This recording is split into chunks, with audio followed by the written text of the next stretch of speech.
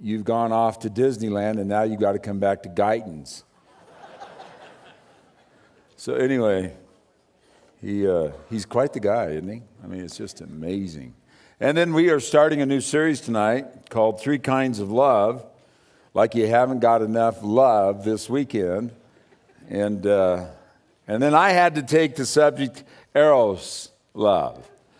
And so I've got all the guys' attention already. But I'd like for you to turn to 1 Corinthians chapter 6 as we talk about this issue. Now, I want you to see something here. This is an issue in our society that has caused a lot of destruction because we don't understand its power. Let me explain this to you, because we're going to talk about the S word tonight. And sowing, yeah. There is just something that all of us need to understand, and I will get to it here in just a minute. But the point is that so much destruction has taken place in this particular area simply because we don't understand who really created it to begin with. A fireplace in a home brings warmth, and it is very, very nice. But you don't go home and build a fire in the middle of your living room. Why is that? It is because it's not in the right place, and it brings destruction. See, and people in our society today really kind of have this particular attitude about sex, is that we can adulterate and fornicate with impunity. That's not going to cost us anything.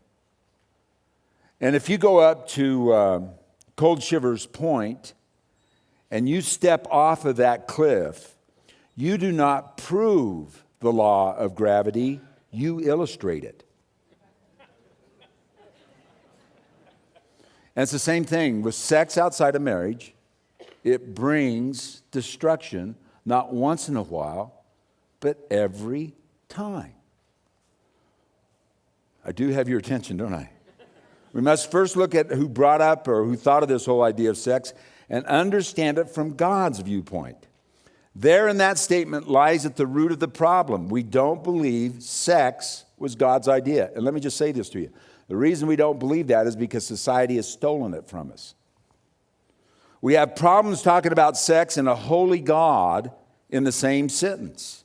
To think about a righteous, almighty God and erogenous zones is a paradox so wide that a lot of people just don't even want to go there.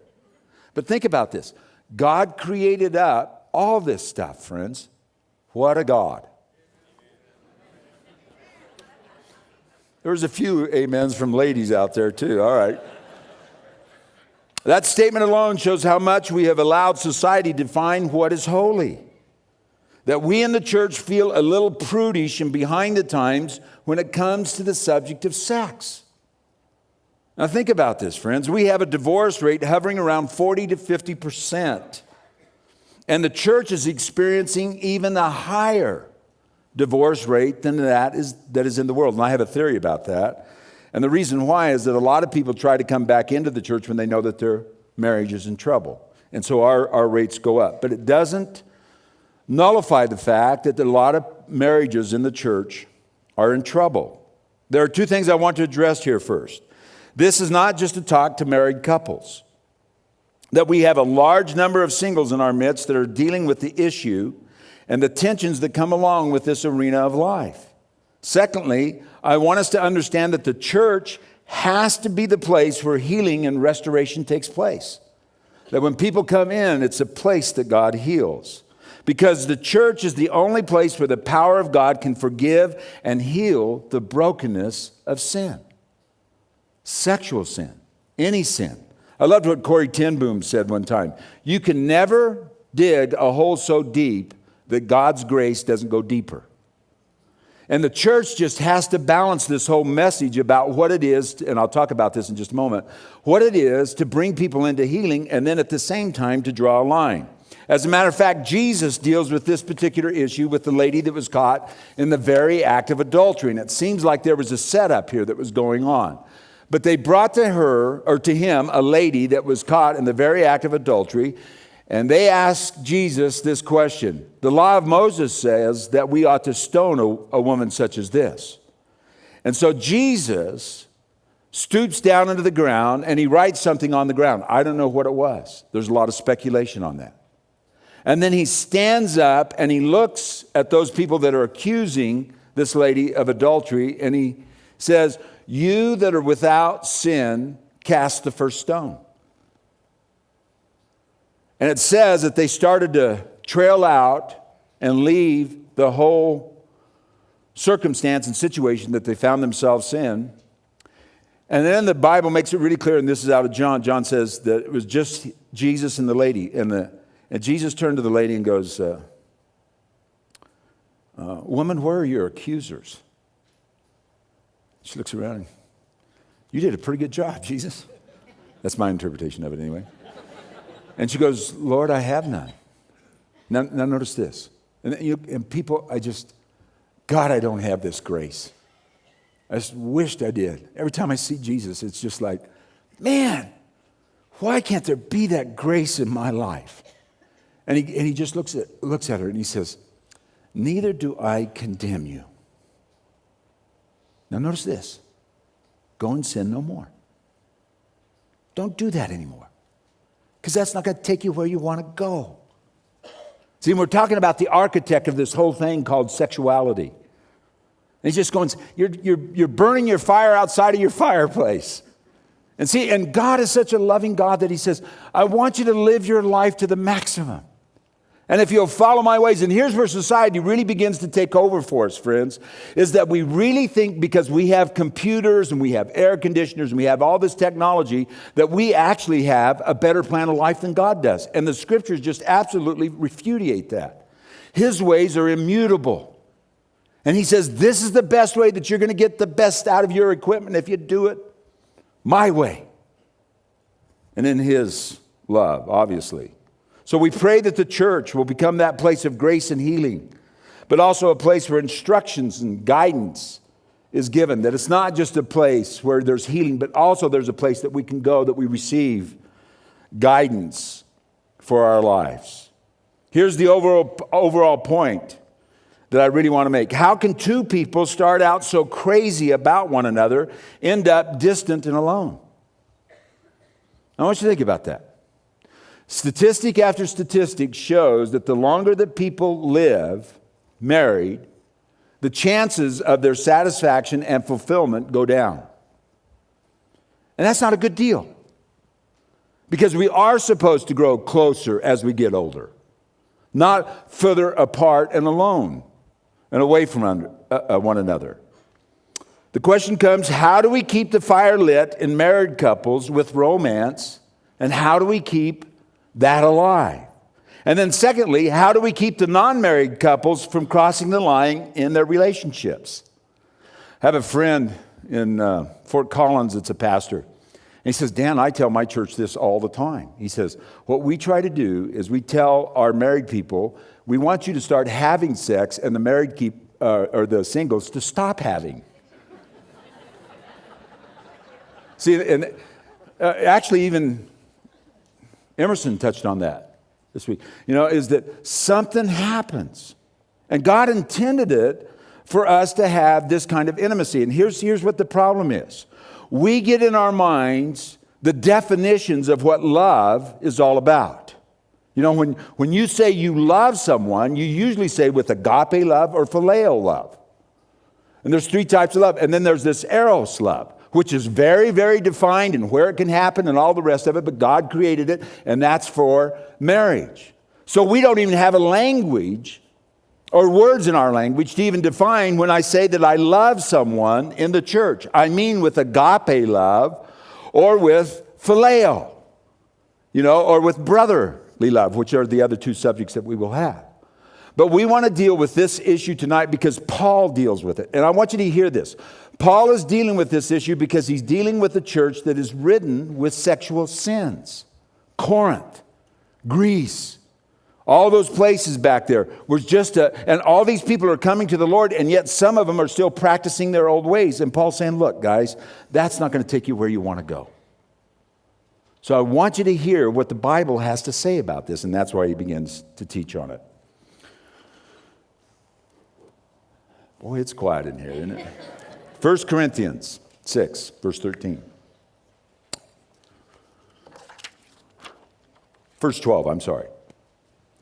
Everything is permissible for me, but not everything is beneficial. Everything is permissible for me, but I will not be mastered by anything. Food for the stomach and stomach for the food, but God will destroy them both. The body is not meant for sexual immorality, but for the Lord, and the Lord for the body. By his power, God raised the Lord from the dead, and he will raise us also. Do you not know that your bodies are members of Christ himself? Shall I take then the members of Christ and unite them with a prostitute? Never. Do you not know that he who unites himself with a prostitute is one with her in body? For it is said, the two shall become one flesh. But he who unites himself with the Lord is one with him, now notice this, in spirit. Flee from sexual immorality. All other sins a man commits are outside his body, but he who sins sexually sins against his own body. Do you not know that your body is a temple of the Holy Spirit who is in you, whom you have received from God? You are not your own. You were bought at a price. Therefore, honor God with your body. If you have your little outlines, you want to follow along, let's take a look at 5 thoughts to consider regarding Eros love. Number 1 is this. Feelings are not a moral guide. This is the time I wished I could sing the song for you, Feelings, but I can't. Verse 13, the body is not meant for sexual immorality, but for the Lord, and the Lord for the body. We as a culture live pretty much by what we feel rather than what we know. As a matter of fact, a good definition of a carnal Christian is this: someone that lives by their feelings rather than what they know. That's the best definition I can give to it. Well, this is how I feel. Feelings have nothing to do with it.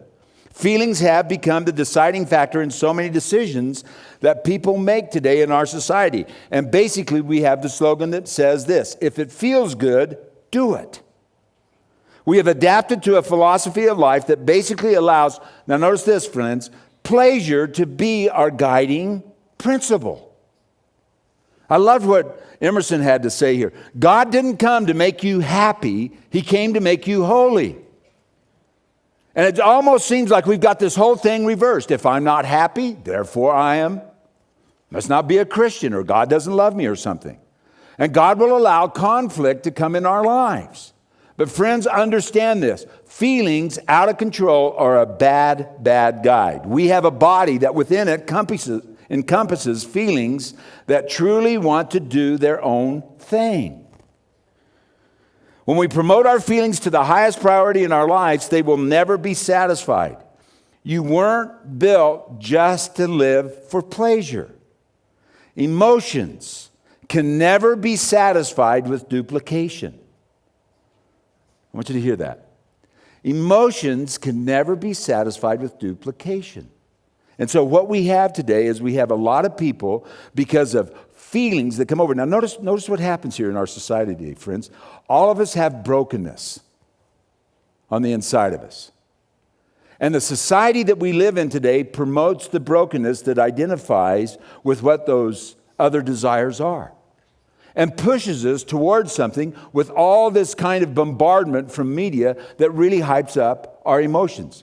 A guy by the name of Charles Finney, over 150 years ago, who's an evangelist here in America, very intelligent guy, said this: emotions at their highest point, whatever that might be, are at the greatest times of deception.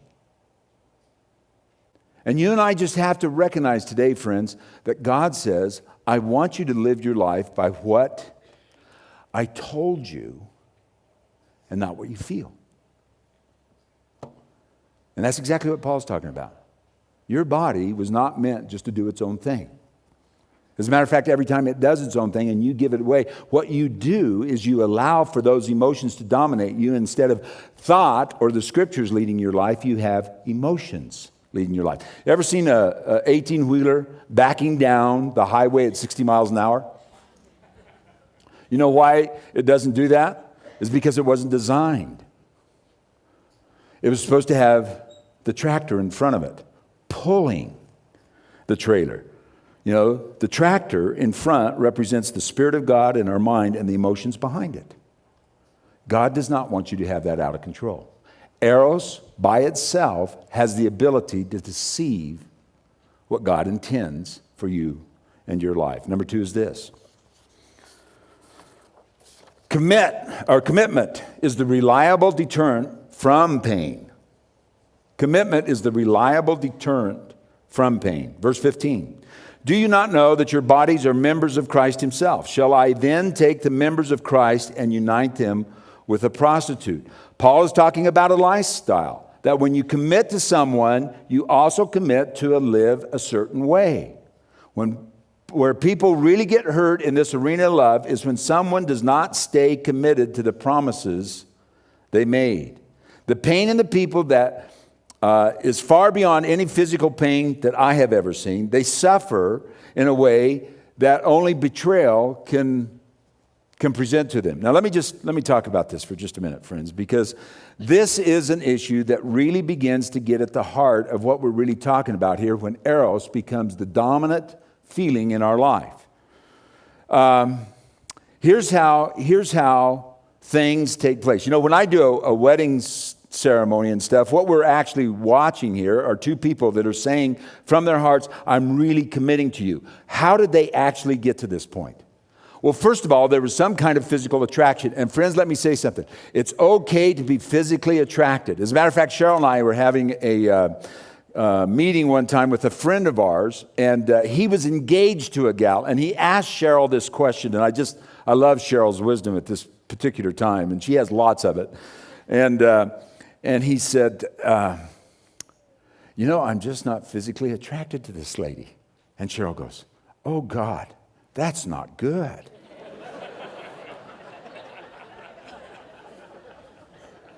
You know, there's that kind of thing that goes on. But here's what happens, is that first of all, you are physically attracted towards somebody.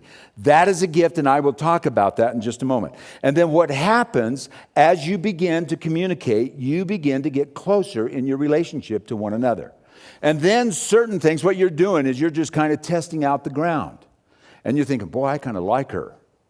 And she might be thinking, I kind of like him. As a matter of fact, let me just say this. Heartbreaks are not born in heaven, friends. Heartbreaks take place here on the planet.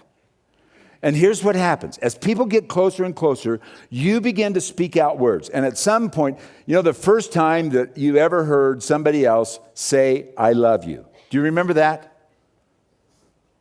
God, man, what are you? Most of us do anyway, don't you? I mean, those emotional 3 little words, I love you, makes people forget who they are, walk into walls, and do all sorts of weird stuff. And it's because they're emotionally charged words. And what is happening is you are opening your heart. You're opening your being to that other person, because this is the Eros type of love that is now starting to take place. And then that person will say back to this other person, well, I love you too. Now, every time you say those words to somebody, I want you to know that there's a little rope that goes out that attaches you to that individual. And you get to know them better and better and better. And the closer and the more you get to know them, then your heart is really protected, because it's around this thing called commitment. I am now committed to this person. And that's how we get to this place where somebody is saying the will you, won't you, do you, don't you bit. Because they've gone through this process here, you know, and now they are really committed. Now, here's the point. When I look across the desk and watch somebody that has gone through this particular process and realize that that person up here that said, I promise I will be faithful to you, and they weren't, I've never seen any kind of pain in anybody's life that even matches, comes close to why or what happens in that person when that promise is broken. A friend of mine that teaches on this, Dean Sherman, as a matter of fact, he's been here to this church, talks about experience that he had as a young boy, that he was at a softball game, and a guy struck out. He was just a young man, a young boy. And a guy struck out, and he got angry, and he threw the bat. And the bat went, hit him right there in the mouth. Broke out his front tooth. And he said, I've never experienced that kind of pain in my life. He said, I was crying, I was weeping, I couldn't touch it. It was, So he said, I finally got home, looked in the mirror, and he said the whole tooth was broken out, and the raw nerve was all that was hanging down there. And he said, nobody could touch it. They had to get me to the doctor's office, He said, I've just never experienced that kind of pain in my life. And he said, you know why? It's because that nerve was never created to be exposed to the air. Here's the point. That commitment that you made to that person was never supposed to be broken. And when you break it, friends, there is pain there that is unbelievable. You see? And he's saying, you don't unite yourself to somebody else. It's for one person, and one person only. God makes the two into one, not three. Well, I wished Emerson was here and did this. Number 3. Discover godly ways to combat loneliness. Discover godly ways to combat loneliness. Genesis 2:18, I want to take you back to the beginning of the Bible here. Then the Lord said, it is not good for man to be alone. I will make a helper suitable for him. After God had created everything, he said it was good except for this one thing, man's loneliness. God saw a need in man and said he was going to do something about it. God sees, now friends, this is a word for some of us in here tonight. God sees the loneliness in your heart. You may be single, you may be married, but you're lonely. And God sees that. And here's the point. God made someone for Adam and brought her to him. And God has, or will, and let me just say this really emphatically. If you're married, God has. Don't go from there. Or to you that are single, will bring the right person into your life if that's what God has for you. Here's the major problem with loneliness, friends. What is it that we turn to in the moments of our acute loneliness? Now, let me just talk to you for just a minute. I know that I've got your attention, but let me just talk to you about this. Not a person under the sound of my voice tonight that doesn't deal with loneliness sometime in their life. And what are you going to do with it? And friends, I think this is the great battle that is on for Christians. Remember that when Jesus went into the wilderness, he was being tempted by himself. And it's really clear an understanding from the scriptures that true moral character is revealed when we are by ourselves. See, we're really good when we're amongst a bunch of Christians. It's what are we like when we're by ourselves? See, and this is the question that all of us have. What do I turn to when I'm really, really alone? And this is what Paul says. Listen to this in Romans 6:12 and 13. Therefore, do not let sin reign in your mortal bodies, so that you obey its evil desires. Do not offer the parts of your body to sin as instruments of wickedness, but rather offer yourselves to God. Now, Paul says that your body was created for God and God for your body. And so in those moments of acute loneliness, what am I going to do? Where am I going to turn? And friends, this is just the simple ABCs of it. What are you going to turn to? And I can almost guarantee you, friends, that every time you are in that particular situation, you are going to have an opportunity to turn to the world's way. And I don't care if it's the internet, and I don't care if it's the TV, I don't care what it is. You have an opportunity to either turn towards God or turn towards the world's way. And the question comes to you at that moment as your character is being revealed, what am I going to do? Which way am I going to turn? See, friends, and I can't tell you how much I feel this one. I can't tell you what I sense in my heart, but here's what I really think. That when we turn towards the Lord, You know, whether it's in Scripture, whether we take a walk, whether we pray, whatever it is that we do, that it's at that moment the temptation subsides. But if we give in to the other side, if I can say it this way, all hell breaks loose. And we just have to be aware of this. God knows that you're lonely. God knows where you are. The point of it is, what are you going to turn to? Number 4 is this. Marriage is the only way for two to become one. Verse 16. Do you not know that he who unites himself with a prostitute is one with her in body? For it is said that two shall become one flesh. What Paul is saying here is the very act of sex is not just a physical one, but it is a spiritual one. Now, friends, listen to this. Our society tells you today that if you just have sex, it's just a physical thing. It is not a physical thing. It is a spiritual thing. Two people come together. The Bible says they are one. That coming together outside the bonds of marriage really does cause damage to the inner man.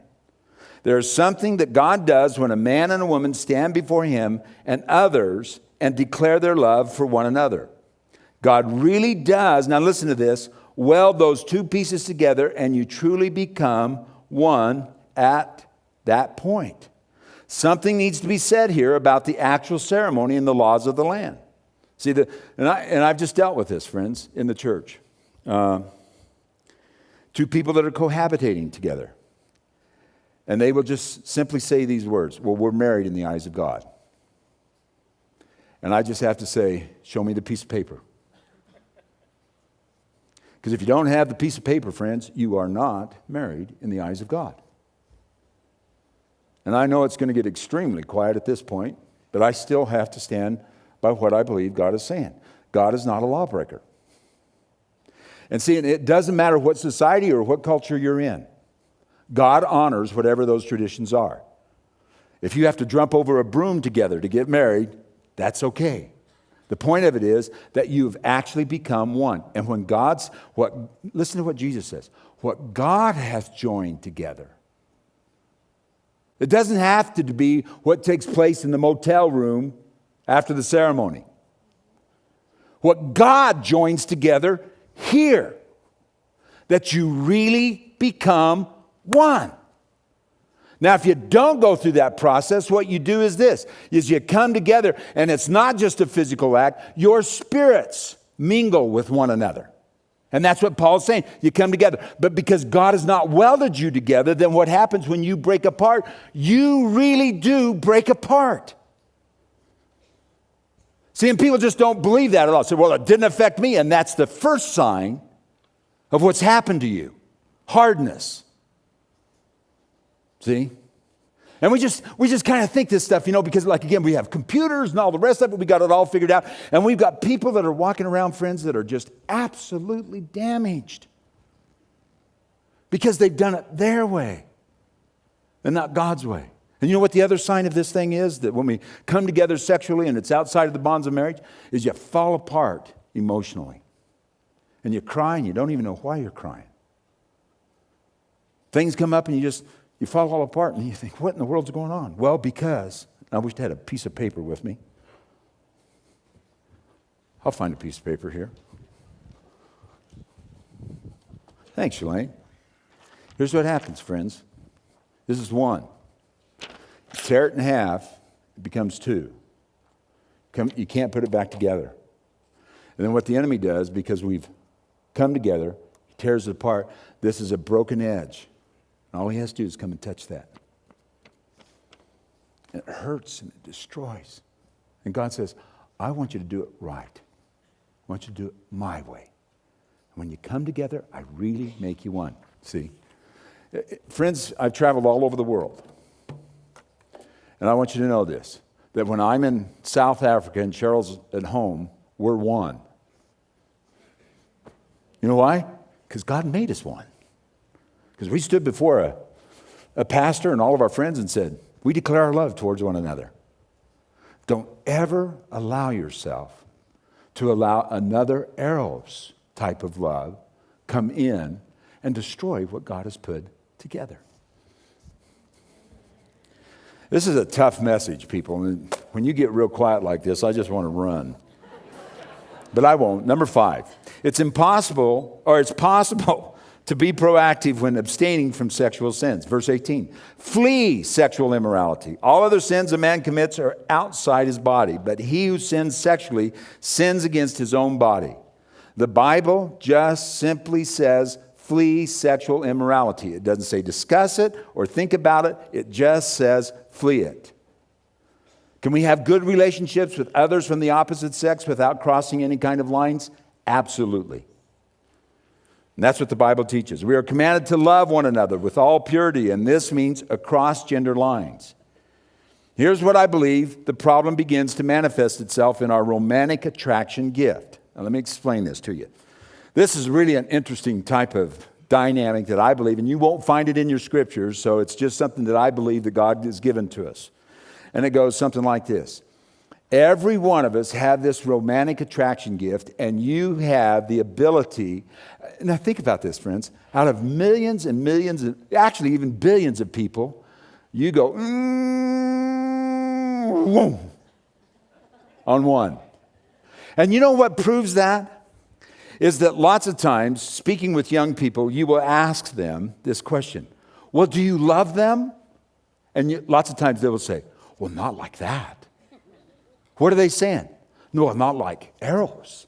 I mean, I love them like phileo, but I don't love them like that. You see? Now, here's where the problem starts. Because of this distance that happens amongst married couples, that lots of times the loneliness that is there, our attraction gift goes out and we find someone else.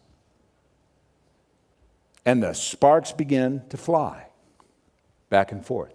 And here's what I want to say to you about your romantic attraction gift. You do have control over it. And it belongs to one person. And it's that person that you committed your life to. Nobody else.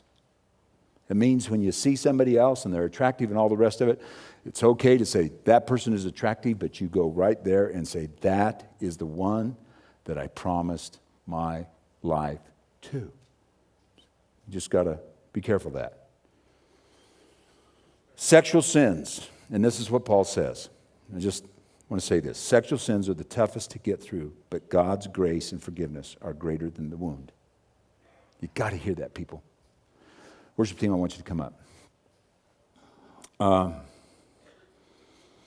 As a matter of fact, Paul says this. All other sins are outside the body, but sexual sins come in the body. And you know what the real issue is here, friends? It's not that God's grace doesn't have the ability to forgive that, because it's not a big thing to God.